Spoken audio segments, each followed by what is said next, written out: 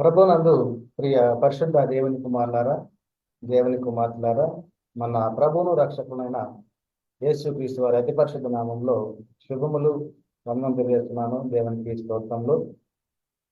మరి ప్రాముఖ్యమైనటువంటి అంశాన్ని ఈరోజు మనం నేర్చుకోవడానికి ప్రయత్నం చేద్దాం. లేఖన భాగాన్ని ఒకసారి చదువుకుందాం. హెబ్రీయులకు రాసినటువంటి పత్రిక 9వ అధ్యాయము 9 నుంచి 10 వచనాల వరకు ఒకసారి చదువుకుందాం. హెబ్రీయులకు రాసినటువంటి పత్రిక 9వ అధ్యాయము 9 నుంచి 10 వచనాలు. ఆ గుడారము ప్రస్తుత కాలమునకు ఉపమానముగా ఉన్నది. ఈ ఉపమానార్థమును బట్టి మనస్సాక్షి విషయములో ఆరాధికుని సంపూర్ణ సిద్ధి కలగజేయని అర్పణలను బలులను అర్పించబడుచున్నవి.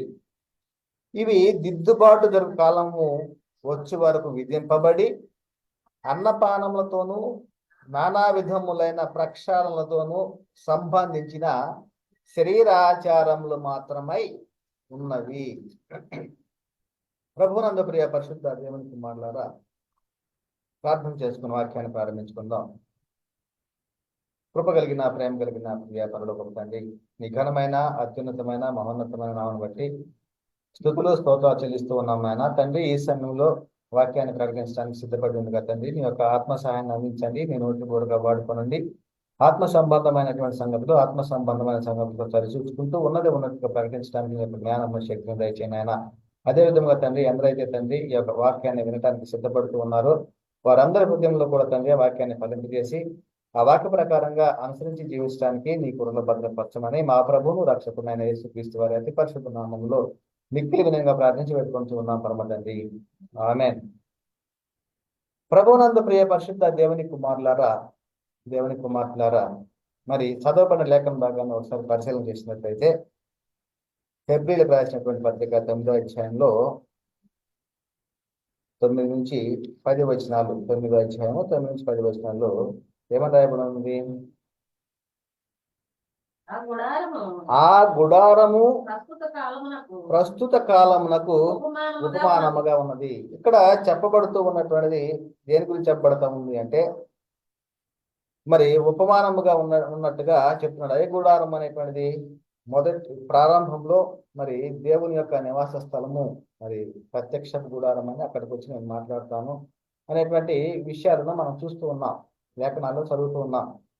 అయితే ఇక్కడ చెప్పబడుతున్నది ఏంటంటే 8వ వచనం చూసినట్లయితే, దీనిని బట్టి ఆ మొదటి గుడారం ఇంకా నిలుచుండగా అతి పరిశుద్ధ స్థలంలో ప్రవేశించు మార్గము బయలుపరచబడలేదని పరిశుద్ధాత్మ తెలియజేస్తున్నాడు అని చెప్తూ, ఆ గుడారము ప్రస్తుత కాలమునకు ఉపమానముగా ఉన్నది. ఈ ఉపమానార్థమును బట్టి మనస్సాక్షి విషయములో ఆరాధకుని సంపూర్ణ సిద్ధి కలగజేయలేని అర్పణలను బలులను అర్పింపబడుతున్నవి. సంపూర్ణ సిద్ధి కలగజేయలేని అర్పణలు బలులు ఎదురుతూ ఉన్నాయి, అర్పింపబడుతున్నవి. అవి ఎప్పటి వరకు అర్పించబడుతున్నాయి అంటే, ఆరాధకుని మరి సంపూర్ణ సిద్ధి కలగజేయని అర్పణలు ఎప్పటి వరకు అర్పించబడుతున్నవంటే, ఇవి దిద్దుబాటు జరుగు కాలం వచ్చే వరకు విధింపబడి ఉన్నవి. దిద్దుబాటు కాలము అంటే, దిద్దుబాటు అనేటువంటి దేనిలో దిద్దుబాటు కలగాలి, మరి ఏది దిద్దుబాటు అనేటువంటిది మనం స్పష్టంగా తెలుసుకోవాలి. అదే చెప్తున్నాడు ఇక్కడ. ఇవి దిద్దుబాటు జరుగు కాలం వరకు విధింపబడి అన్నపానములతోనూ నానా విధములైన ప్రక్షాళనతోనూ సంబంధించిన శరీరాచారములు మాత్రమే అనేటువంటి విషయాన్ని ఇక్కడ చెప్తూ ఉన్నట్లుగా మనం చూస్తున్నాం ప్రియులారా. మరి అయితే ఈ రోజున మనం ఈ యొక్క అంశాన్ని ఎందుకు తీసుకురావడం జరిగింది అంటే, ఇది దిద్దుబాటు జరుగు కాలం వచ్చే వరకు మరి చెప్పబడతా ఉంది కదా. దిద్దుబాటు జరుగు కాలం వచ్చే వరకు విధింపబడి అంటున్నాడు. ఏది దిద్దుబాటు జరిగే కాలం ఏమిటి? ఆ దిద్దుబాటు జరుగు కాలం మరి ఎప్పుడు వస్తుంది అనేటువంటి విషయం మనం పరిశీలన చేసినట్టయితే, ఇది ధర్మశాస్త్రము కొట్టివేయబడేటువంటి కాలం వరకు కూడా జరిగేటువంటి కార్యక్రమం అన్నమాట. ఇవన్నీ కూడా ఏది ఆరాధకుని సంపూర్ణ సిద్ధి కలగజేయలేని అర్పణలు బలులు అర్పించబడేటువంటివి. కనుక ద్వారా మరి ధర్మశాస్త్రము అనేటువంటిది ఎప్పటి వరకు అమల్లో ఉంటుంది అనేటువంటిది మనం ప్రధానంగా తెలుసుకోవాలి. అంటే దిద్దుబాటు జరుగు కాలం వరకు ఇది అమల్లో ఉంటుంది. మరి వేటిలో దిద్దుబాటు జరగాలి? దిద్దుబాటు అంటే వేటిలో దిద్దుబాటు జరగాలి? ధర్మశాస్త్ర కాలంలో మరి యాజకులుగా ఉన్నటువంటి వారు ఎవరు? ధర్మశాస్త్ర కాలంలో ఉన్నటువంటిది స్థితి ఏమిటి? ధర్మశాస్త్ర కాలంలో ఉన్నటువంటివి అన్ని కూడాను మనం తెలుసుకోవాలి. ఇవి తెలుసుకున్నటువంటి క్రమంలోనే మనకి ఆ దిద్దుబాటు జరుగు కాలం వరకు కూడా ఇవన్నీ కూడా ఉన్నట్లుగా మనకు అర్పణలు బలులు అర్పించబడతాయి అనేటువంటిది. కనుక ద్వారా ఇది ప్రాముఖ్యమైనటువంటి అంశం. ఇది ఈ రోజున మరి అనేక మంది, మీరు కానీ నేను కానీ, మరి వాక్యాన్ని ప్రకటించడానికి మనము ఉన్నాము అంటే మరి ఇది దేవుడు ఇచ్చినటువంటి మహాకృప. ఇది యాజక క్రమములో మార్పు జరుగుతుందని బట్టే మనం ఈ రోజున మరి అనేకులకు వాక్యాన్ని ప్రకటించడానికి, అనేకులను రక్షణలోనికి తీసుకురావడానికి మరి సరైనటువంటి మార్గం అనేటువంటిది మనం స్పష్టంగా తెలుసుకోవచ్చు. ఎందుకంటే ఇది యాజక క్రమంలో మార్పు, యాజకులలో మార్పు జరిగింది కనుకనే ఈ రోజు మీరు కానీ నేను కానీ అనేక మంది సేవకులు కానీ మరి వాక్యాన్ని ప్రకటించడానికి ఉన్నారంటే కారణం ఏమిటి? యాజక క్రమంలో మార్పు. మరి కనుక ఈ రోజున మన ప్రాముఖ్యంగా నేర్చుకునేది ఏంటంటే ఇది ధర్మశాస్త్రము అమల్లో ఉన్నంత వరకు లేదా దిద్దుబాటు జరుగు కాలం వరకు కూడా ఇవన్నీ కూడా ఆరాధికుని సంపూర్ణ సిద్ధి కలగజేయలేని అర్పణలను బలులను అర్పింపబడుతున్నది అనేటువంటి విషయము తెలియబడతా ఉంది ప్రియులారా. కనుకనే మరి ధర్మశాస్త్రం ఇది దిద్దుబాటు జరుగు కాలము అనేటువంటిది మరి ఎప్పుడు దిద్దుబాటు జరుగుతుంది అంటే ధర్మశాస్త్రం ఎప్పటి వరకు అమల్లో ఉంటుంది అనేటువంటి ప్రశ్న వేసుకున్నట్టయితే యాజక క్రమంలో దిద్దుబాటు జరిగే వరకు ధర్మశాస్త్రం అమల్లో ఉంటుందని మొదటగా తెలుసుకోవాలి. రెండవది ఏంటంటే యాజకత్వంలో దిద్దుబాటు. మూడవదిగా బలి అర్పణలలో కూడా దిద్దుబాటు. నాలుగవది పరిశుద్ధ స్థలములలో దిద్దుబాటు. ఇంకా అదే విధంగా చాలా విషయాలు ఉన్నవి. దేవుని ప్రేమించడంలో దిద్దుబాటు జరుగు కాలం వరకు ధర్మశాస్త్రం అమల్లో ఉంటుందని, ఇంకా దశమ భాగాలు దిద్దుబాటు జరిగే వరకు ధర్మశాస్త్రం అమల్లో ఉంటుందని, మరి ఉపవాసం విషయంలో కూడా దిద్దుబాటు జరిగే వరకు ఆ ధర్మశాస్త్రం అమల్లో ఉంటుందని, పండగ అమావాస్యలు ఆచరించడంలో దిద్దుబాటు జరిగే వరకు కూడా ధర్మశాస్త్రం అమల్లో ఉంటుందని, ఇంకా చాలా విషయాలు ఉన్నాయి. ఈ విషయం గురించి చెప్పాలంటే మరి ఎప్పటి వరకు ఈ యొక్క ధర్మశాస్త్రము అనేటువంటిది అమల్లో ఉంటుంది అంటే దిద్దుబాటు జరిగే కాలం వరకు ఈ ధర్మశాస్త్రం అమల్లో ఉంటుంది అనేటువంటి విషయం మనకి లేఖనాల ద్వారా అర్థమవుతుంది ద్వారా. కనుకనే ప్రాముఖ్యంగా ఇక్కడ చెప్పబడుతుంది అదే అధ్యాయంలో 1-8 వచనాల్లో మొదటి నిబంధనకైతే అంటున్నాడు. మొదటి నిబంధన అంటే ఏమిటి? ధర్మశాస్త్రము, దేవుని జనాంగంగా పిలువబడుతున్నటువంటి ఇశ్రాయేలుకి ఇవ్వబడినటువంటి ధర్మశాస్త్రము అనేది. మొదటి నిబంధనకైతే సేవా నియమములను ఈ లోక సంబంధమైన పరిశుద్ధ స్థలమును ఉండెను. ఈ లోక సంబంధమైన పరిశుద్ధ స్థలము, ఇంకా సేవా నియమములు అంటే మరి ఆరాధకుని ఎలాగా సేవించాలి, ఎలాగ మనము నియమాలు కలిగి ఉండాలి అనేటువంటివన్నీ కూడాను ఈ లోక సంబంధమైన పరిశుద్ధ స్థలము ఉన్నది అనేటువంటి అర్థమవుతోంది. ఎప్పుడు ఇది? మొదటి నిబంధన కాలంలో. అయితే రెండవ వచనం చెప్పబడుతుందంటే ఎలా అనగా మొదట ఒక గుడారం ఏర్పరచబడెను, అందులో దీపస్తంభమును బల్లయు దాని మీద ఉంచబడిన రొట్టెలను ఉండెను, దానికి పరిశుద్ధ స్థలం అని పేరు. ఇది ప్రత్యక్షపు గుడారం గురించి, సాక్ష్యపు గుడారం గురించి ఇవన్నీ కూడా చెప్పబడుతున్నటువంటి మాటలు ప్రియులారా. ఇంకేమంటున్నాడు?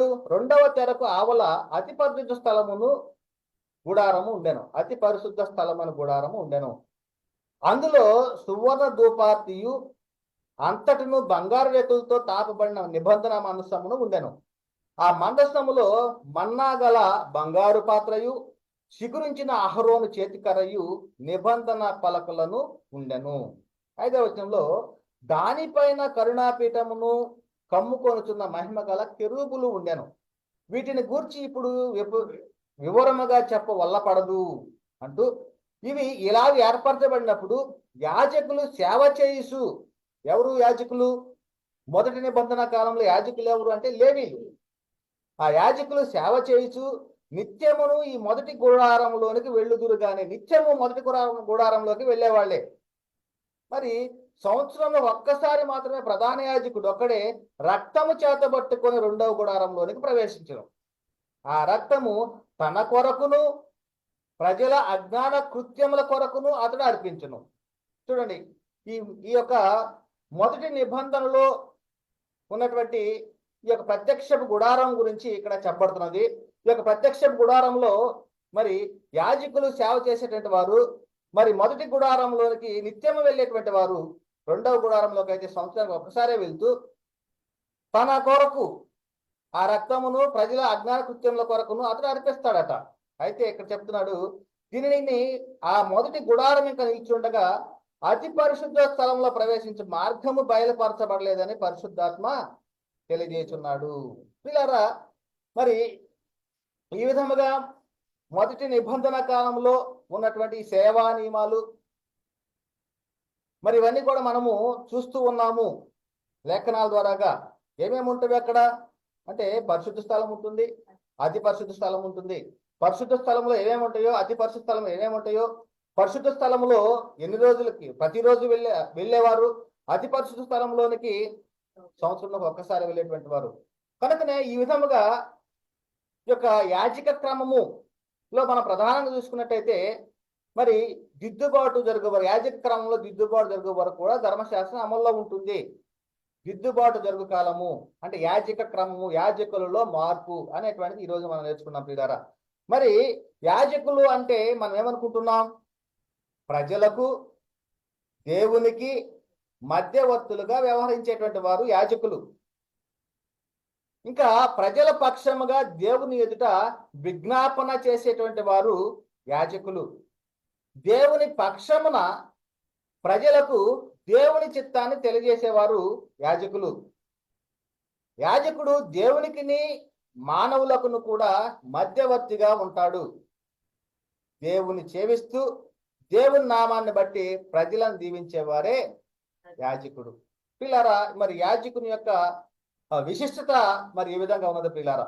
యాజకుడు అంటే ప్రజలకు దేవునికి మధ్యవర్తులుగా వ్యవహరించేటువంటి వారని, మరి దేవునికి ప్రజల పక్షాన విజ్ఞాపన చేసేవారని, ప్రజలకు దేవుని యొక్క చిత్తాన్ని తెలియజేసేవారని, అదేవిధంగా దేవుని సేవిస్తూ దేవుని నామాన్ని బట్టి ప్రజలను దీవించేవారు అనేటువంటిది మనం ప్రధానంగా లేఖనాల ద్వారాగానే స్పష్టంగా అర్థమవుతుంది పిల్లరా. అదే విషయానికి చెప్పబడతా ఉంది. ద్వితీయోపదేశకాండం 10వ అధ్యాయము 8వ వచనంలో, నేటి వరకు జరుగునట్లు యెహోవా నిబంధన మందసమును మోయుటకు, యెహోవా సన్నిధిని నిలుచుటకును, ఆయనను సేవించి ఆయన నామమును బట్టి దీవించుటకును లేవి గోత్రపు వారిని ఆ కాలమున యెహోవా ఏర్పరచుకొనెను. ఎవరిని ఏర్పరచుకున్నారు మొదటి నిబంధన కాలంలో? యాజకులుగా. అంటే ఇశ్రాయేలు 12 గోత్రంలో ఉన్నటువంటి ఒక లేవి గోత్రాన్ని యాజకులుగా దేవుడు ఏర్పరచుకున్నాడు. అదే ప్రత్యక్ష గుడారంలో సేవ చేయటానికి దేవుడు యాజకులుగా నియమించాడు. అహరోను ప్రధాన యాజకుడిగా నియమించబడ్డాడు. అహరోను కుమారులు సామాన్య యాజకులుగాను అహరోనుకి సహాయం చేయటానికి గాను వారు నియమించబడ్డారు పిల్లరా. ఇది ప్రధానంగా మరి యాజక క్రమంలో యాజకులలో మార్పు అనేటువంటి విషయాన్ని మనము స్పష్టంగా తెలుసుకోవాలి. ఎందుకంటే లేఖనాలు చెప్పబడుతుంది, ఆ కాలము ఎట్టి కాలమును, ఆ ఆత్మ ఏ కాలం ఎట్టి కాలం సూచించుతున్నదో దాన్ని పరిశీలించి పరిశోధించి వచ్చారనేటువంటి విషయం చెప్పబడతా ఉంది. కనుకనే మరి నేటి కాలంలో ఈ యొక్క యాజక క్రమంలో జరిగినటువంటి మార్పు మనం స్పష్టంగా తెలుసుకోలేకపోతే చాలా నష్టపోయేటువంటి ప్రమాదం ఉంది. ఎందుకంటే ఒక కాలంలో యాజకులు లేవీలుగా ఉండేటువంటి వారు, ఆ లేవీలు దేనికి సేవలు యాజకులుగా ఉండేవారు అంటే మొదటి నిబంధనకు యాజకులుగా ఉండేటువంటి వారు. ఆ యాజకులుగా ఉన్నటువంటి వారు దేవునికి ప్రజలకు మధ్యవర్తులుగా వ్యవహరిస్తూ దేవుని నామాన్ని బట్టి దేవుని సేవిస్తూ ప్రజలను దీవించేటువంటి వారుగా ఉంటూ ఉన్నారు. దేవునికి ప్రజలకు మధ్యవర్తులుగా ఉండేటువంటి వారు మొదటి నిబంధన కాలంలో ఉన్నటువంటి యాజకులు అయినటువంటి లేవీలు. కనుక పిల్లరా, మరి లేవి గోత్రంలో వచ్చినటువంటి యాజకుల గురించి ఒకసారి పరిశీలన చేద్దాం. నిర్గమకాండము 28వ అధ్యాయం 1వ వచనంలో, మరియు నాకు యాజకత్వము చేయుటకై. ఈరోజు మనకు అంశం ఏంటంటే యాజకులలో మార్పు లేదా యాజక క్రమము. నిర్గమకాండం 28:1లో, మరియు నాకు యాజకత్వము చేయుటకై నీ సహోదరుడైన అహరోనును అతని కుమారులను, అనగా అహరోను కుమారులైన నాదాబును, అబీహును, ఎలియాజరును, ఈతామారును ఇశ్రాయేలుల నుండి నీ వద్దకు పిలిపింపుము. దేని కొరకు అంటున్నాడు? నాకు యాజకత్వం చేయుటకై నీ సహోదరులైన, అంటే మోషేతోటి చెప్తున్నటువంటి మాటలు ప్రియులారా. మరి అయితే ఇక్కడ నిర్గమకాండం 28వ అధ్యాయం 47వ వచనంలో, నీవు నీ సహోదరులైన అహరోనుకును అతని కుమారులకును వాటిని తొడిగింపవలెను, వారు నాకు యాజకులు అగినట్లు వారికి అభిషేకము చేసి ఏమంటున్నాడు?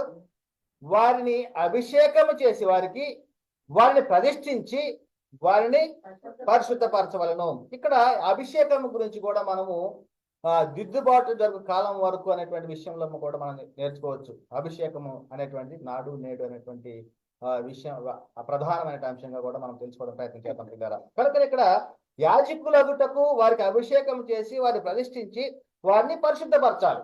యాజకులుగా ఉన్నటువంటి వారిని ఎవరిని? లేవీలను. అదే విషయం చెప్తున్నాడు ఇక్కడ నిర్గమకాండం 28వ అధ్యాయం 4వ వచనంలో, పతకము, ఎపోదు, నిలువుటంగి, విచిత్రమైన సొక్కాయి, పాగా, దట్టియు వారు కుట్టవలసిన వస్త్రములు, వారు ధరించేటువంటి వస్త్రధారణ గురించి ఇక్కడ చెప్తున్నాడు. అతడు నాకు యాజకుడై ఉండినట్లు వారు నీ సహోదరైన అహరోనుకును అతని కుమారులకును ప్రతిష్ఠిత వస్త్రములను కుట్టింపవలను.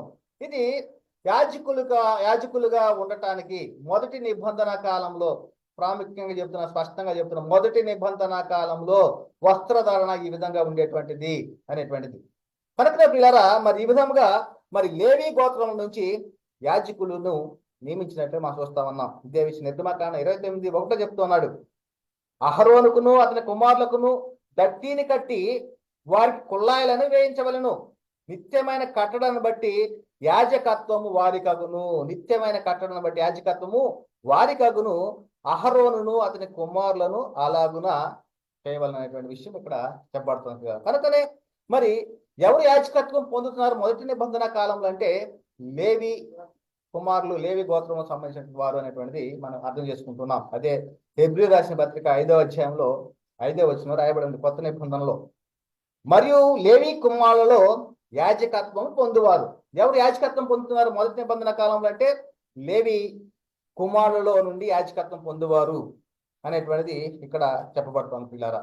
ఇంకా హెబ్రీ రాసిన పత్రిక 7వ అధ్యాయం 11వ వచనంలోనే ఆ లేవీలు యాజకులై ఉండగా అని, ఇంకా హెబ్రీ 7:15లో మరియు శరీరానుసారంగా నెరవేర్చబడి ఆజ్ఞలుగా ధర్మశాస్త్రం బట్టిని గాక నాశనం లేని జీవనకు ఉన్న శక్తిని బట్టి నియమింపబడి, మరి ఒకప్పుడు మరి మొదటి నిబంధన కాలంలో దేవుని జనాంగంగా పిలువబడుతున్నటువంటి ఇశ్రాయేలులో యాజకులుగా దేవునికి ప్రజలకు మధ్యవర్తులుగా ఉండేటువంటి వారు, దేవుని పక్షాన ప్రజలను దీవించేటువంటి వారుగా ఉన్నటువంటి వారు ఎవరు అంటే లేవీలు. ఆ లేవీలు యాజకులుగా ఉన్నారు.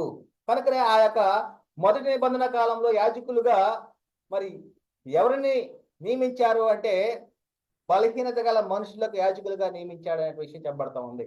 బలహీనత గల మనుషులకు. అందుకనే మరి తన పాపం నిమిత్తము ప్రజల పాపం నిమిత్తం అనేటువంటిది రక్తం తీసుకుని ప్రదర్శించాడనే విషయం మనకి చెప్పబడుతోంది. కనుక ఇక్కడ ఏం చెప్పబడతా ఉందంటే హెబ్రీ రాసిన పత్రిక 7వ అధ్యాయము 27వ వచనంలో ధర్మశాస్త్రము ఏమంటున్నాడు? ధర్మశాస్త్రము బలహీనత గల మనుషులను యాజకులుగా నియమించును. ఎవరిళ్ళు? బలహీనత గల మనుషులు. అనగా మొదటి నిబంధన కాలంలో లేవి గోత్రం నుండి వచ్చినటువంటి లేవీల గురించి చెప్పబడుతున్న మాట. ధర్మశాస్త్రము బలహీనత గల మనుషులను యాజకులుగా నియమించును గాని ధర్మశాస్త్రమునకు తరువాత వచ్చిన ప్రమాణ పూర్వకమైన వాక్యము నిరంతరము సంపూర్ణ సిద్ధి పొందిన కుమారుని నియమించను. పిల్లరా, మరి ఇంకా ఏం చెప్పబడుతుందంటే వారైతే ప్రమాణం లేకుండా యాజకులు అవుతారు. వీరికి ప్రమాణం లేనటువంటి యాజకులు వీళ్ళు. అదే విషయం చెప్తున్నాడు హెబ్రీ రాసిన 7వ అధ్యాయం 20వ వచనంలో వారైతే ప్రమాణం లేకుండా యాజకులు అవుతురు అనేటువంటిది. ఇంకా ఈ యాజకులకి మరణం ఉంటుంది. అదే చెప్తున్నాడు 7వ అధ్యాయము 23వ వచనంలో, మరియు ఆ యాజకులు మరణం పొందుట చేత ఎల్లప్పుడూ ఉండ సాధ్యము కానందున అనేకులైరి. అంటే మొదటి నిబంధన కాలంలో మరి దేవుని జనాంగంగా పిలువబడుతున్న ఇశ్రాయేలీయులకు దేవునికి మధ్యవర్తులుగా ఉండేటువంటి యాజకులుగా ఉన్నటువంటి లేవి గోత్రులు వచ్చినటువంటి వారు మరి ఏం చెప్పబడతా ఉంది? ఆ యాజకులు మరణం పొందుట చేత ఎల్లప్పుడూ ఉండ సాధ్యము కానందున అనేకులైరి. ఇంకా ఏమంటున్నాడంటే హెబ్రీ రాసిన పత్రిక 7వ అధ్యాయం 8వ వచనంలోనే మరియు లేవి క్రమము చూడగా, ఏది మనం యాజక్రమం చూస్తున్నాం, లేవి క్రమము చూడగా సావునకు లోనైన వారు 10వ వంతులను పుచ్చుకొనుచున్నారు. 10వ వంతు, దశమ భాగము ఎవరు తీసుకుంటున్నారు? సావునకు లోనైనటువంటి వారు. ఇంకేమన్నాడు అయితే ఇంకా ఈ యొక్క యాజకుడు, లేవీ గోత్రం నుంచి వచ్చినటువంటి యాజకుడు ఏం చేస్తాడు అంటే తన సొంత పాపముల కొరకు అంటున్నాడు. హెబ్రీ రాసిన 7:8 ఈయన ఆ ప్రధాన యాజకుని వలె మొదట తన సొంత పాపముల కొరకు, తరువాత ప్రజల పాపముల కొరకు దినదినం బలులు అర్పించవలసిన అవసరము గలవాడు కాదు అంటున్నాడు యేసుక్రీస్తు వారు చెప్తూ. ఒకప్పుడు వాళ్ళు ఈ యొక్క లేవీలు ఎలా ఉండే సొంత పాపాల కొరకు ప్రజల పాపాల కొరకు కూడా దినదినము బలు అర్పించేటువంటి వారట. కనుకనే ప్రియులారా, మరి ఈ విధముగా యాజకులలో లేవీలుగా ఉన్నటువంటి వారి యొక్క స్థితి ఎలా ఉంటుంది అంటే, ఎలాగా బలహీనత గల మనుషులకు యాజకులుగా నియమించినట్లుగా, ప్రమాణం లేనటువంటి వారుగాను, ఇంకా వారు లేవీలు యాజకులుగా ఉన్నప్పుడు ధర్మశాస్త్రం ఇవ్వబడినట్లుగాను, ఇంకా చెప్పబడతా ఉంది వారు సావునకు లోనైనటువంటి వారుగాను అనేటువంటిది. ఇంకా అయితే ఇది మొదటి నిబంధన కాలంలో ఉన్నటువంటి యాజకులను గురించి చెప్పబడుతున్నటువంటి విషయం. అయితే తర్వాత మరి ఎవరు యాజకులుగా, యాజక క్రమంలో మార్పు వచ్చింది, యాజకులలో మార్పు వచ్చింది అంటే క్రీస్తు వారు యాజకుడుగా వచ్చి ఉన్నాడు. ఎవరు? దేవుని కుమారుడు అయినటువంటి యేసుక్రీస్తు వారు యాజకుడుగా ఉన్నట్లు మనం చూస్తా ఉన్నాం. అదే ఎలాంటి యాజకత్వము లేవీలో నుంచి వచ్చిన వాడా అంటే లేవీలో నుంచి వచ్చిన వాడు కాదు. మరి ఎలాగా ఈయన యాజకత్వాన్ని చేయడానికి అర్హత ఉన్నది? వాస్తవానికి మొదటి నిబంధన కాలంలో ధర్మశాస్త్రం అమల్లో ఉన్న కాలంలో లేవీలు యాజకులుగా ఉండాలి. కానీ యేసుక్రీస్తు వారు మరి యోధా గోత్రం మందు పుట్టాడు. అటువంటి ఆయన యాజకత్వాన్ని చేసినట్టు మనం చూస్తా ఉన్నాం. ఎలాగంటే అహరోను క్రమంలో చేరిన వాడని చెప్పబడుతుంది. ఎవరి క్రమంలో చేరినవాడు కాదు? అహరోను క్రమంలో చేరినవాడు కాదు. అంటే లేవీలు క్రమంలో వచ్చినటువంటి వాడు కాడు. ఎవరు అంటే యేసుక్రీస్తు వారు. ఎవరి క్రమంలో వచ్చి ఉన్నాడు అంటే మెల్కీసెదెకు క్రమము చొప్పున. ఎవరి క్రమంలో వచ్చాడు? మెల్కీసెదెకు క్రమం చొప్పున. ఈ మెల్కీసెదెకు ఎవరు అనేటువంటిది మనం పరిశీలన చేసినట్లయితే, అబ్రహాము దశమాంశాలను పుచ్చుకున్నటువంటి వాడు మెల్కీసెదెకు. అబ్రహాము చేత దశమాంశంలను పుచ్చుకున్నటువంటి వాడు మెల్కీసెదెకు. ఈయనకి అనేక మంది షాలేము రాజు అని ఇంకా చాలా పేర్లు ఉన్నవి. అయితే ఇక్కడ ఈ క్రమం ఏంటంటే మెల్కీసెదెకు క్రమము చెప్పినటువంటి వాడు అనేటువంటి చెప్పబడతా ఉంది. మరి యేసుక్రీస్తు వారు యాజకుడిగా రావడానికి ప్రధాన కారణం ఏంటంటే అహరోను క్రమంలో చేరినవాడు కాడు. కానీ ఎవరి క్రమంలో వచ్చి ఉన్నాడంటే మెల్కీసెదెకు క్రమంలో వచ్చినవాడు. అదే విషయం చెప్తున్నాడు ఇక్కడ హెబ్రీ రాసిన పత్రిక 7:11-12 ఆ లేవీలు యాజకులై ఉండగా ప్రజలకు ధర్మశాస్త్రం ఇవ్వబడిను.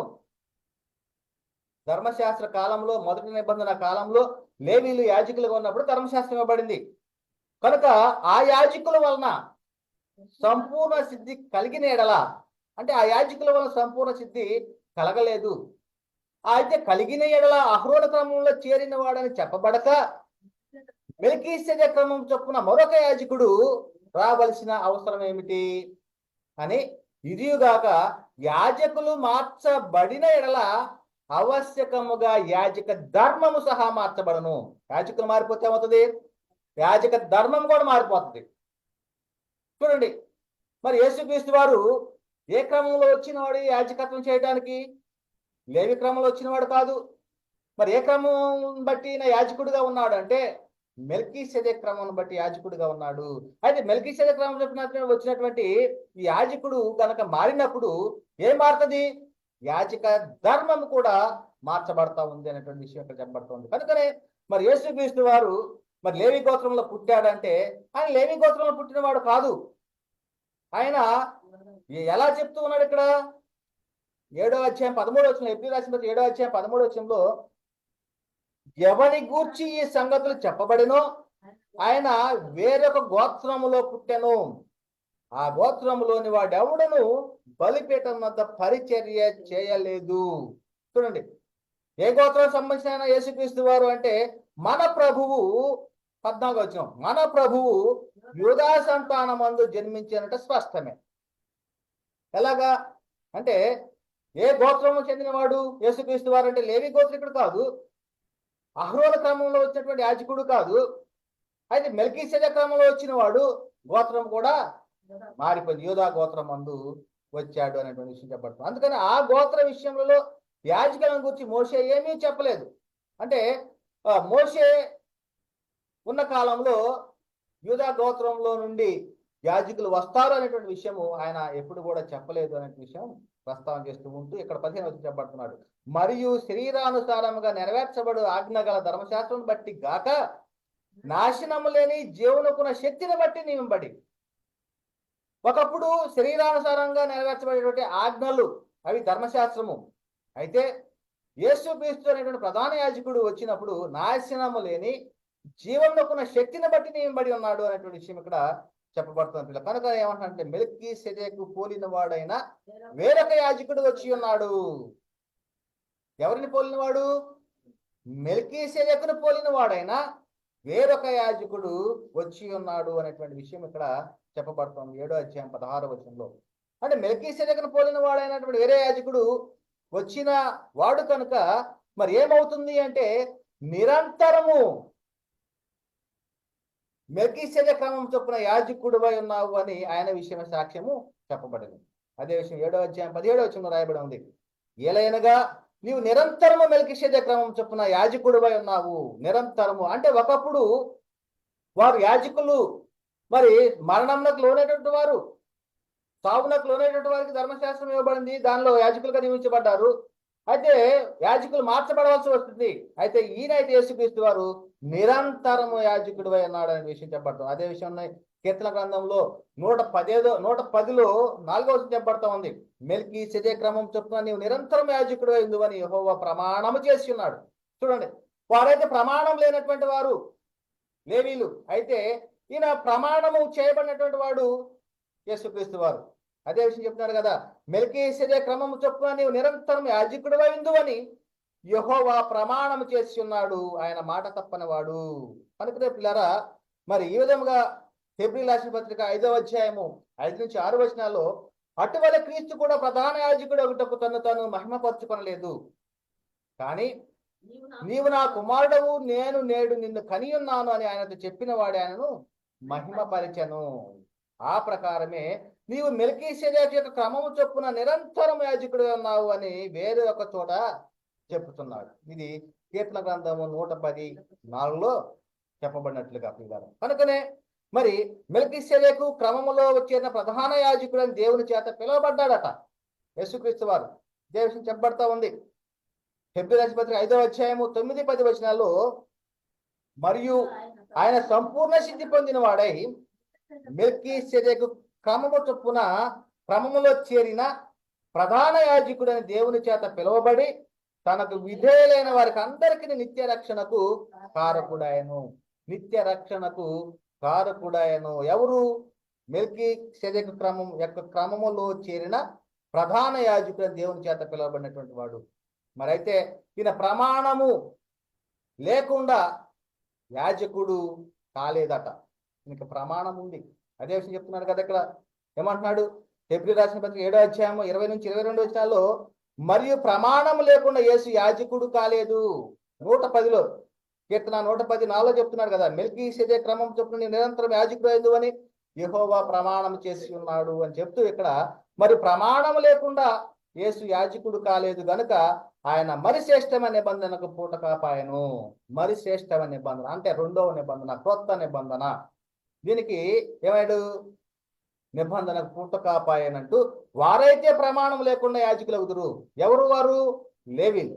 అయితే యేసుక్రీస్తు వారి విషయం చెప్తున్నాడు, ఈయన నిరంతరం యాజకుడివై ఉన్నావని ప్రభువు ప్రమాణము చేశాను.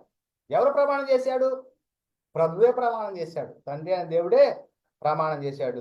ఆయన పశ్చాత్తాపడు అని ఈయనతో చెప్పిన వాని వలన ప్రమాణపూర్వకముగా యాజకుడాయను. ప్రమాణపూర్వకంగా మరి ప్రమాణముతోటి ఈయన యాజకుడుగా నియమబడ్డాడు. వారికైతే ప్రమాణము లేకుండా యాజకులు అయ్యారు. చూడండి, అంటే యాజక క్రమము, యాజకులలో మార్పు మరి ఏ విధంగా వస్తూ ఉందో ఒకసారి ఆలోచించారు పిల్లరా. మొదటి నిబంధన కాలంలో ఇశ్రాయేలు 12 గోత్రముల వారు మాత్రమే, వారికి మాత్రమే లేవీలు యాజకులుగా ఉండేటువంటి వారు. ఆ తర్వాత క్రమంలో యేసుక్రీస్తు వారు యాజకుడిగా వచ్చాడు. యేసుక్రీస్తు వారు యాజకుడిగా రావడానికి ప్రధాన కారణము అహరోను క్రమంలో చేరినవాడు కాడు. అదేవిధంగా మెల్కీసెదెకు క్రమం చొప్పున యాజకుడిగా వచ్చినటువంటి వాడు యేసుక్రీస్తు వారు. కనుకనే హెబ్రీలు రాసిన పత్రిక 7:27లో ధర్మశాస్త్రము బలహీనత గల మనుషులను యాజకులుగా నియమించును. ఏమంటున్నాడు? ఇంత ముందున్నటువంటి లేవీలు ఎలాంటి వారట? బలహీనత గల మనుషులను యాజకులుగా నియమించును. కానీ ధర్మశాస్త్రంకు తరువాత వచ్చిన, అంటే ధర్మశాస్త్రం కొట్టివేయబడిన తర్వాత వచ్చినటువంటి ప్రమాణపూర్వకమైన వాక్యము నిరంతరమును సంపూర్ణ సిద్ధి పొందిన కుమారుని నియమించాను. నిరంతరము. ఇక మరి ఎల్లప్పుడూ ఉండేటువంటి యాజకుడు యేసుక్రీస్తు వారుగా నియమించబడి ఉన్నారు. కనుక ఇక్కడ చెప్పబడుతుంది హెబ్రీ రాసిన పత్రిక 6:20 రాయబడి ఉంది, నిరంతరము మెల్కీసెదెకు క్రమం చొప్పున ప్రధాన యాజకుడైన యేసు అని. ఇంకా చాలా విషయాలు హెబ్రీ రాసిన పత్రిక 7:23-24 మరియు ఆ యాజకులు మరణం పొందుట చేత ఎల్లప్పుడూ ఉండ సాధ్యము కానందున అనేకులయ్యారు. ఏ యాజకులు? లేవీలు. ధర్మశాస్త్రము అమల్లో ఉన్న కాలంలో, మొదటి నిబంధన కాలంలో మరి ఎవరు అంటే లేవీలు. ఆ యాజకులు మరణము పొందుట చేత ఎల్లప్పుడూ ఉండ సాధ్యము కానందున అనేకులు యాజకులుగా ఉంటే, ఈయన నిరంతరము ఉన్నవాడు కనుక మార్పు లేని యాజకత్వం కలిగిన వాడు ఆయను. చూడండి, యాజక క్రమంలో ఎటువంటి మార్పులు వచ్చినాయో. మరి ఒకప్పుడు దేవుని జనాంగ పిలవబడి ఇశ్రాయేలీయులకి లేవీలు యాజకులుగా ఉన్నారు కదా. లేవీలు మరి ఆ కాలంలో మరి దశమ భాగాలంటూ, లేకపోతే ఆ అభిషేకం పడి ఈ విధంగా ఉంటున్నారు. కాబట్టి నేటి కాలంలో ఒక క్రైస్తవులు కూడా మరి ప్రత్యేకమైనటువంటి అభిషేకం కావాలి, ప్రత్యేకమైన దశమ భాగాలు ఇవ్వాలనేటువంటి విషయము మరి యాజక క్రమంలో మరి స్పష్టంగా చెప్పబడతా ఉంది. ఇవన్నీ కూడా దిద్దుబాటు జరిగే కాలం వరకు కూడా ధర్మశాస్త్రం అమల్లో ఉంటుంది అంటున్నాడు. ధర్మశాస్త్రము కొట్టివేయబడిన తర్వాత ఇవేమి కూడా ఉండవు. యాజక క్రమములో మార్పు వచ్చేసింది. అదే విషయం చెప్తున్నాడు. ఇంకా అదే ఏమంటున్నాడు హెబ్రీ రాసిన పత్రిక 3:1 ఇందువలన పరలోక సంబంధమైన పిలుపులో పాలు పొందిన పరిశుద్ధ సహోదరులారా. ఎవరి గురించి చెప్తున్నాడు? పరలోక సంబంధమైన పిలుపులో పాలు పొందిన పరిశుద్ధ సహోదరులారా, మనము ఒప్పుకొనిన దానికి అపోస్తులుడును ప్రధాన యాజకుడునైన యేసు మీద లక్ష్యం ఉంచుడి. మనం ఎవరి మీద లక్ష్యం ఉంచాలి? ఇప్పుడు మన యాజకుడు ఎవరు? ప్రధాన యాజకుడు ఎవరు అంటే యేసుక్రీస్తు వారు. ఎవరి మీద మనం లక్ష్యం ఉంచాలి అంటే యేసు మీద లక్ష్యం ఉంచాలి. అదే ఇంకా చెప్తున్నాడు. ఇంకా హెబ్రీ రాసిన పత్రిక 4:14 ఆకాశ మండలము గుండా వెళ్ళిన దేవుని కుమారుడైన యేసు అను గొప్ప ప్రధాన యాజకుడు మనకు ఉన్నాడు కనుక మనము ఒప్పుకొని దాన్ని గట్టిగా చేపట్టుద్దాము. ఎక్కడికి వెళ్ళాడు ఈయన? దేవుని వద్దకు వెళ్ళాడు. దేవుని వద్ద ఏం చేస్తూ ఉన్నాడు యేసుక్రీస్తు వారు అంటే రాజ్యాన్ని పరిపాలిస్తూ ఉన్నాడు మొదటిగా. రెండవదిగా యాజకత్వాన్ని చేస్తూ ఉన్నాడు.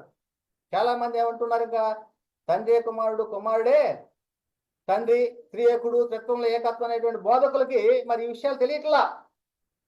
యాజక క్రమంలో మార్పు. ఈయన నిరంతరం యాజకుడుగా ఉన్నాడు. ఈయన మెల్కీసెదెకు క్రమంలో వచ్చినటువంటి వాడు, నిరంతరం ఉండేటువంటి వాడు, ప్రమాణముతో వచ్చినటువంటి వాడు, దేవుని చేత ప్రమాణం చేయించబడినటువంటి యాజకుడిగా ఉన్నటువంటి వాడు యేసుక్రీస్తు వారు. కనుకనే యాజకుడు అంటే మనం ఏమనుకున్నాము? దేవునికిని ప్రజలకును మధ్యవర్తులుగా ఉండేటువంటి వాడు, దేవుని యొక్క చిత్తాన్ని ప్రజలకు తెలియజేసేటువంటి వాడు, దేవుని పక్షాన దేవునికి సేవ చేస్తూ ప్రజలను దీవించేటువంటి వాడు యాజకుడు అని మనం చెప్పుకొని ఉండగా, మరి యేసుక్రీస్తు వారు ఇప్పుడు ఏం చేస్తూ ఉన్నాడు? మన పక్షాన విజ్ఞాపన చేస్తూ ఉన్నాడు. మన పక్షాన దేవునికి విజ్ఞాపన చేస్తూ ఉన్నాడు. ఆకాశ మండలము గుండా వెళ్ళిన దేవుని కుమారుడు యేసు అనే గొప్ప ప్రధాన యాజకుడు మనకు ఉన్నాడు కనుక మనము ఒప్పుకొని దాన్ని గట్టిగా చేపట్టుద్దాము. మరి అయితే మరి యాజకులలో విషయంలో మరి పరిశుద్ధపరచబడాలి. యాజకులు పరిశుద్ధపరచబడాలి. మనం మొదట్లో చెప్పుకున్నాం. మరి అహరోనుని మరి పరిశుద్ధపరచబడాలి, అతని కుమారులను పరిశుద్ధపరచబడాలి, వారు నాకు యాజకులుగా ఉండాలని దేవుడే చెప్పిన సందర్భాలు మనం చూసాం. అదే విషయం ఇక్కడ ఒకసారి చదువుకుందాం. నిర్గమకాండం 28వ అధ్యాయం 41వ విషయంలో, నీవు నీ సహోదరుడైన అహరోనుకును అతని కుమారులకును వాటి తొడిగింపవలను, వారు నా యాజకులగునట్లు వారికి అభిషేకము చేసి వారిని ప్రతిష్ఠించి వారిని పరిశుద్ధపరచబడవలను. ఇది యాజక క్రమములో మొదటిగా ఉన్నటువంటి లేవీ క్రమం ఉన్నటువంటి యాజకుల గురించి చెప్పబడతా ఉంది. ఎలా చేయాలంటున్నాడు? వారు నాకు యాజకులుగా ఉండినట్లు వారికి అభిషేకము చేసి వారిని ప్రతిష్ఠించి వారిని పరిశుద్ధపరచవలను. ఎవరు చేయాలి ఇవన్నీ అంటే మోషేతో చెప్తున్న మాటలు. ఇంకా అయితే ఈ 7వ అధ్యాయము 28వ వచనంలో హెబ్రీ రాసిన పత్రికలో, ఈయన ఆ ప్రధాన యాజకుల వలె మొదట తన సొంత పాపముల కొరకు తరువాత ప్రజల పాపముల కొరకును దినదినములు బలులు అర్పించవలసిన అవసరం గలవాడు కాడు. యేసుక్రీస్తు వారైతే దినదినం బలులు అర్పించేటువంటి వాడు కాడు అంటున్నాడు. అయితే వారైతే వారు పరిశుద్ధపరచబడాలి అంటే ఏం చేయాలి? దినదినము వాళ్ళు బలులు అర్పించుకోవాలి. వారు ప్రతిరోజు పరిశుద్ధపరచబడాలి అంటే వారు బలులు అర్పించుకోవాలి. ఒకసారి గమనించండి, నేటి కాలంలో కూడా మరి క్రైస్తవులుగా పిలువబడుతున్నటువంటి వారిని అభిషేకం అనేటువంటి పేరుతోటి చాలా మందిని మోసం చేస్తూ ఉన్నారు. ఈ అభిషేకం అనేటువంటిది ఎప్పుడు జరుగుతూ ఉందో, ఎలా జరుగుతూ ఉందో కూడా ఇవన్నీ కూడా నేర్చుకుందాం. చాలా మంది భిన్నమైన బోధలు చేస్తూ ఉన్నారు, లేఖనాల్లో లేనటువంటి చేస్తున్నారు. అందుకని యాజక క్రమము, యాజకులలో మార్పు అనేటువంటి అంశం ద్వారా అనేకమైన సత్యాలను తెలపడానికి ఒక అంశాన్ని తీసుకురావడం జరుగుతుంది. పిల్లారా, ఒకసారి ఆలోచించండి. ఏమంటున్నాడు?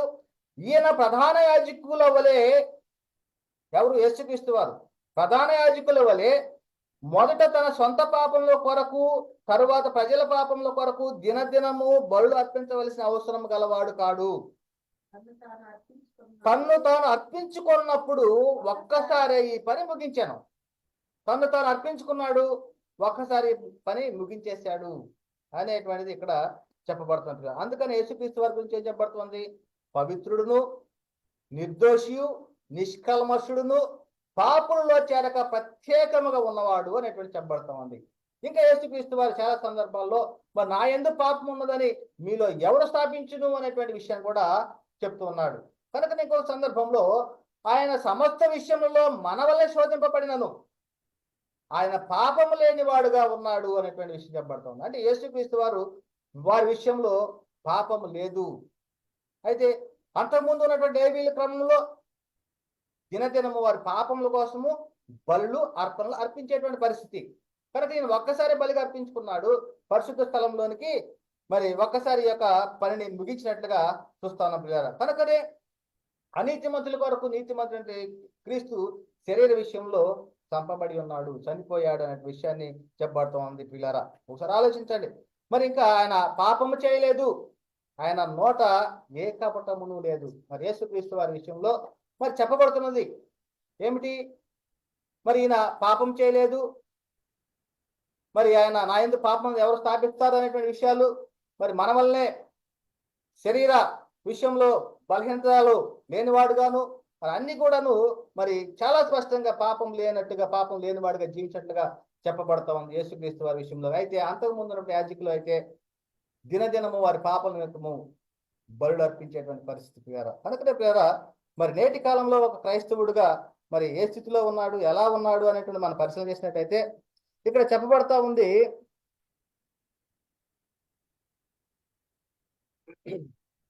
ఒక క్రైస్తవుడి విషయంలో మరి దేవుడు ఏం చేస్తా ఉన్నాడు? అభిషేకిస్తూ ఉన్నాడు.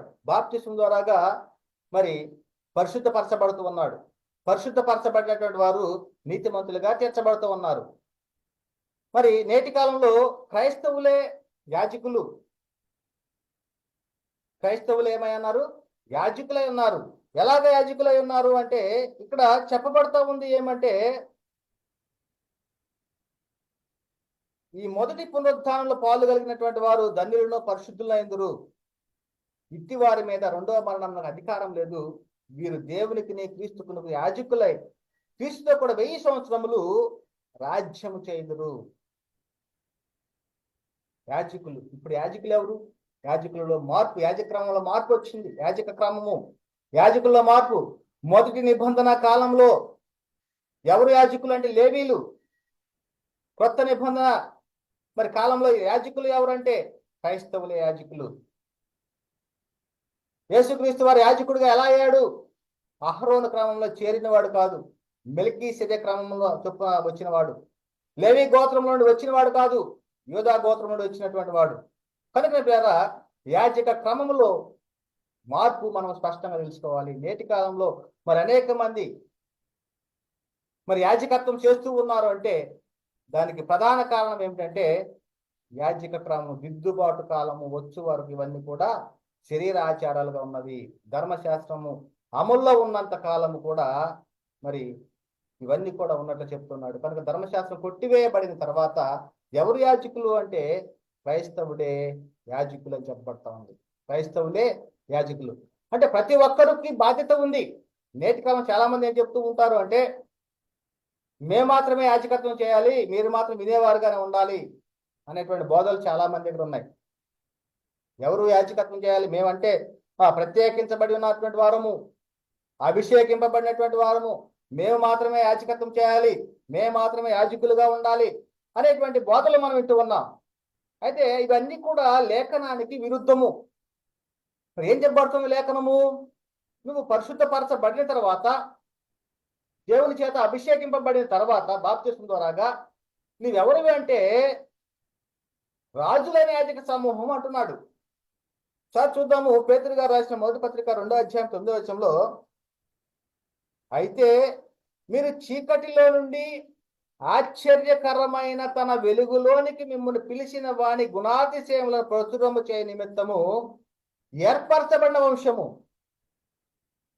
రాజులైన యాజక సమూహము, పరిశుద్ధ జనమును, దేవుని సొత్తైన ప్రజలై ఉన్నారు. ప్రతి ఒక్క క్రైస్తవుడు, క్రీస్తులోనికి బాప్తిసం పొందినటువంటి ప్రతి ఒక్క క్రైస్తవుడు కూడా యాజకత్వము చేయాలి, యాజక క్రమములోకి రావాలి. యాజకులలో మార్పు జరిగింది.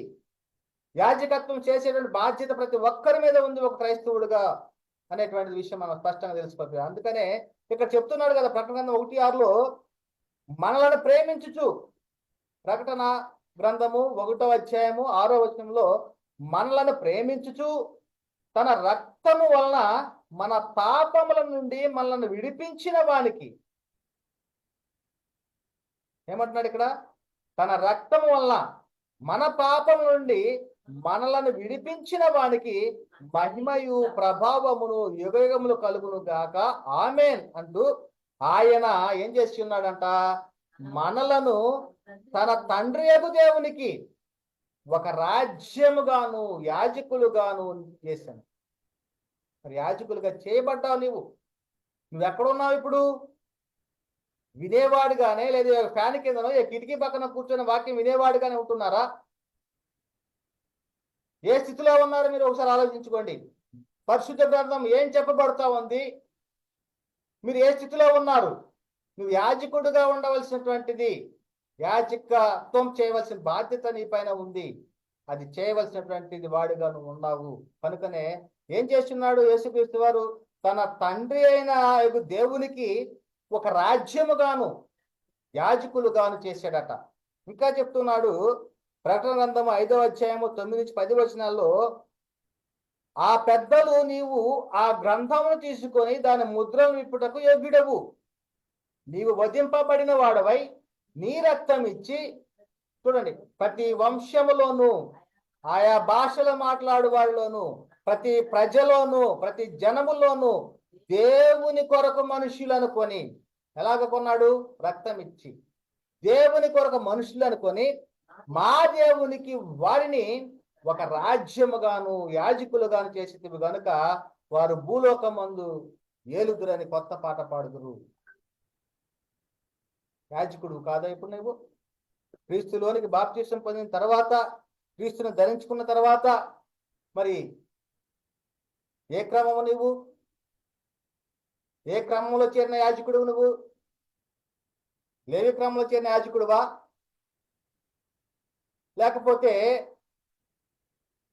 అహరోను క్రమము కాకుండా మెల్కీసెదెకు క్రమంలో చేరిన యాజకుడువా? క్రీస్తు రక్తం చేత కొనబడి తండ్రి అయిన దేవునికి ఒక రాజ్యము కానీ యాజకులుగా చేయబడినటువంటి యాజకుడుగా. ఒకసారి ఆలోచించిన పిల్లారా, యాజక క్రమంలో మార్పు వచ్చింది. ఈనాడు క్రీస్తులోనికి బాప్తిసం పొందిన ప్రతి ఒక్కరు కూడా యాజకులే అన్నారు. కనుకనే మరి చెప్పబడతా ఉంది, అగ్నిలో నుండి లాగినట్టు కొందరినైనా రక్షించుడి. మరి ఎవరికి చెప్పబడతా ఉంది మాటలు? క్రీస్తులోని బాప్తిసం అని ప్రతి ఒక్కరికి కూడా చెప్పబడతా ఉంది. కనుక పిల్లరా, మరి చెప్పబడతా ఉంది, విలువ పెట్టి కొనబడిన వారు కనుక మీ దేహంతో దేవుణ్ణి మహిమపరచాలంటున్నాడు. ఇంకేమంటున్నాడు? మనుషులకు దాసులు కావద్దు అంటున్నాడు. విలువ పెట్టి కొనబడ్డారు కనుక మనుషులకు దాసులు కావద్దు అంటున్నారు. ఇంకా చెప్పబడతా ఉంది పేతురు గారు రాసిన మొదటి పత్రిక 2వ అధ్యాయము 5వ వచనంలో, యేసుక్రీస్తు ద్వారా దేవునికి అనుకూలములకు ఆత్మ సంబంధమైన బలులు అర్పించుటకు. ఇప్పుడు నువ్వు బలులు అర్పించేటువంటి వాడివి. ఎలాంటి బలులు? ఆత్మ సంబంధమైన బలులు. ఒకప్పుడు లేవీలు ఏం చేసేవాళ్ళు? తన పాపం నిమిత్తము, ప్రజల పాపం నిమిత్తము బలులు అర్పించేవాళ్ళు. ఏది? గొడ్లు కానీ, గొర్రెలు కానీ, పశువులు. అది యేసుక్రీస్తు వారి విషయంలో తన్ను తానే అర్పణగా అర్పించుకున్నాడు. ఇప్పుడు మనం ఏమై ఉన్నాము అంటే, ఆత్మ సంబంధమైన బలులు అర్పించుటకు పరిశుద్ధ యాజకులుగా ఉండునట్లు మీరును సజీవమైన రాళ్ల వలె ఉండి ఆత్మ సంబంధమైన మందిరముగా కట్టబడుతున్నారు. మనం ఆత్మ సంబంధమైన మందిరం కట్టబడేటువంటి వారము. అదే విధముగా యేసుక్రీస్తు ద్వారా దేవునికి అనుకూలములకు ఆత్మ సంబంధమైన బలులు అర్పించడానికి పరిశుద్ధ యాజకులుగా ఉన్నటువంటి వారు. మరి ఈ విషయాలు గ్రహించండి.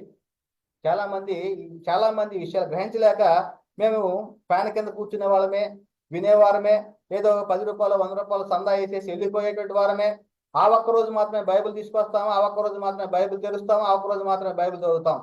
మిగతా రోజులు మేము బైబిల్ చదవము, మిగతా రోజులు మేము ఎవరికి కూడా వాక్యాన్ని కూడా చెప్పం, మిగతా రోజుల్లో ఏ కార్యక్రమాల్లో కూడా మేము పాల్గొనాం. మరి ఇటువంటి స్థితిలోకి మరి ఎవరు పంపిస్తూ ఉన్నారంటే మన విరోధి అయినటువంటి అపవాదే. తన నీతి పరిచార వేషాన్ని ధరింపజేసి మరి అనేక మందిని భ్రష్ట మనసుకు అప్పగించేటువంటి పరిస్థితి, అనేక మందిని మరి దారి తప్పిపోయేలాగా చేస్తున్నటువంటి పరిస్థితి వేరు. ఒకసారి ఆలోచించండి. మరి అయితే మరి లేవీల విషయంలో ఎలాగా అంటే పరిశుద్ధపరచాలని చెప్తున్నాడు మోషే ద్వారాగా. మరి యేసుక్రీస్తు వారి విషయం, మరి దేవుడి విషయంలో చెప్పబడతా ఉంది పేతురు గారు రాసిన మొదటి పత్రిక 1వ అధ్యాయం 14-16 వచనంలో, నేను పరిశుద్ధుడై ఉన్నాను కనుక మీరు పరిశుద్ధులై ఉండండి రాయబడి ఉన్నది. కాగా మీరు విధేయులకు పిల్లలై మీ పూర్వపు అజ్ఞాన దశలో మీకుండిన ఆశలను అనుసరించి ప్రవర్తింపక మిమ్మల్ని పిలిచిన వాడు పరిశుద్ధుడైన ప్రకారము మీరును సమస్త ప్రవర్తన పరిశుద్ధులై ఉండాలి. సమస్త ప్రవర్తన పరిశుద్ధులై ఉండాలి అని చెప్తున్నాడు. ఇంకా ఏమంటున్నాడంటే, దేవునికి నీ క్రీస్తుకును యాజకులై క్రీస్తు కూడా 1000 సంవత్సరంలో రాజ్యం చేసేటువంటి వారము. మరి ఈ విధముగా లేఖనాలు చాలా స్పష్టంగా చెప్పబడతా ఉంది. మరి యాజక క్రమము, యాజకులలో మార్పు అనేటువంటి అంశం ద్వారాగా మనము 3 విషయాలను మనం నేర్చుకున్నాం.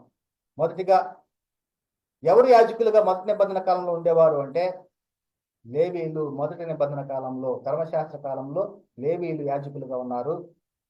రెండవదిగా, యేసుక్రీస్తు వారు అహరోను క్రమంలో చేరిన వాడు కాకుండా మెల్కీసెదెకు క్రమం చొప్పున ప్రమాణము కలిగినటువంటి నిరంతరం ఉండేటువంటి యాజకుడుగా ఉన్నాడు. మూడవదిగా, పరిశుద్ధపరచబడినటువంటి క్రీస్తు రక్తంలో కడగబడినటువంటి విలువ పెట్టి కొనబడిన ప్రతి ఒక్కరు కూడా యాజకులుగా ఉన్నారు. మరి స్పష్టంగా ఈ యొక్క లేఖనాలు గ్రహించగలరని, ఈ లేఖనాల ప్రకారంగా ప్రతి ఒక్కరు కూడా మేము కూడా యాజకులమే, అనేక మంది మేము రక్షించే వారముగా ఉండాలి అనేటువంటి ఉద్దేశంతో మరి ముందున్నటువంటి కాలంలో, రాబో కాలంలో కూడా మరి అనేక మంది సర్వసత్యాన్ని తెలపడానికి ముందుకు నడవాలని ఈ యొక్క అంశం ద్వారాగా మీకు తెలియపరుస్తున్నాను. చెప్పబడినటువంటి మాటలు విలుచున్న ప్రతి ఒక్కరిలో దేవుడు నీరు కట్టి ఫలింప చేయను గాక. చెప్పబడిన వాక్యం దేవుడు దీవించి ఆశీర్వదించును గాక. ఆమేన్. అందరికీ వందనాలు. దేవునికి స్తోత్రములు. సమయంలో చెప్పండి వాక్య నిమిత్తము మధ్యలో ఉన్న